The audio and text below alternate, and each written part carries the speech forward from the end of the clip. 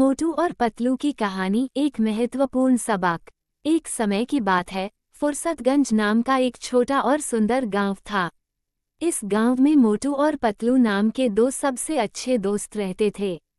मोटू हमेशा खाने के बारे में सोचता रहता था, खासकर समोसे। वहीं पतलू समझदार और शांत स्वभाव का था।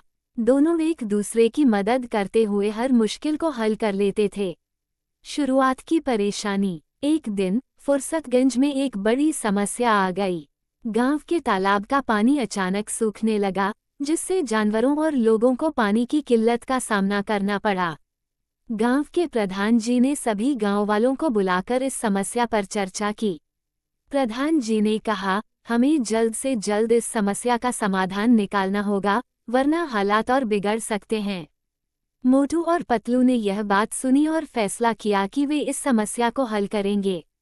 पतलू ने सुझाव दिया, मोटू, हमें तालाब के आसपास की जमीन की जांच करनी चाहिए। शायद हमें पानी सूखने की वजह का पता चल जाए। मोटू ने जवाब दिया, बिल्कुल सही। लेकिन उससे पहले चलो समोसे खाकर ताकत जुटा लेते हैं। तालाब की समस्या का रहस्य। दोनों ने अपना खाना खाया और फिर तालाब की ओर निकल पड़े। वहां पहुंचकर उन्होंने देखा कि तालाब के पास कुछ अजीब निशान थे। पतलू ने ध्यान से देखा और कहा, मुझे लगता है कि कोई तालाब का पानी चुरा रहा है। मोटू हैरान हो गया, पानी चुराने वाला, ऐसा कौन करेगा? पतलू ने कहा, हमें इस पर नजर रखनी होगी। रात में वापस आकर देखते हैं कि यह काम कौन कर रहा है। सच्चाई का खुलासा। रात में मोटू और पतलू तालाब के पास छिपकर बैठ गए। थोड़ी देर बाद उन्होंने देखा कि एक बड़ा सा पाइप तालाब से बाहर की ओर जा रहा था। पाइप के जरिए पानी बाहर ले जाया जा रहा था। पतलू ने कहा, देखो मोटू, ये किसी बड़े षड्यंत्र का हिस्सा है। हमें इसका पता लगाना होगा। मोटू ने जवाब दिया, चलो उस पाइप का पीछा करते हैं। दोनों ने पाइप का पीछा किया और पाया कि वह एक दूसरे गांव की ओर जा रहा था। वहां उन्होंने देखा कि एक धनी व्यापारी अपने निजी काम के लिए पानी का उपयोग कर रहा था। समस्या का समाधान। मोटू ने गुस्से में कहा, ये तो सरासर गलत है, हम इसे नहीं छोड़ेंगे। पतलू ने उसे शांत किया और कहा, गुस्से से कुछ नहीं होगा, हमें योजना बनानी होगी। अगले दिन मोटू और पतलू प्रधान जी के पास गए और उन्हें सारी बात बताई।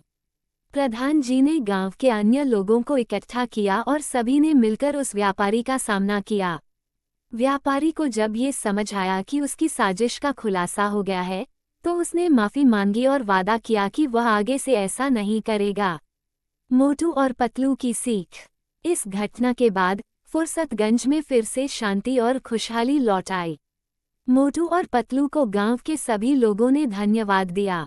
पतलू ने मोटू से कहा, देखा, दोस्ती और समझदारी से हम बड़ी से बड़ी समस्या को हल कर सकते हैं। मोटू ने मुस्कुराते हुए जवाब दिया, बिल्कुल सही कहा, लेकिन अगली बार समोसे खाना मत भूलना। सीख। मोटू और पतलू की यह कहानी हमें सिखाती है कि एकजुटता, समझदारी और साहस से हर मुश्किल का हल निकाला जा सकता है।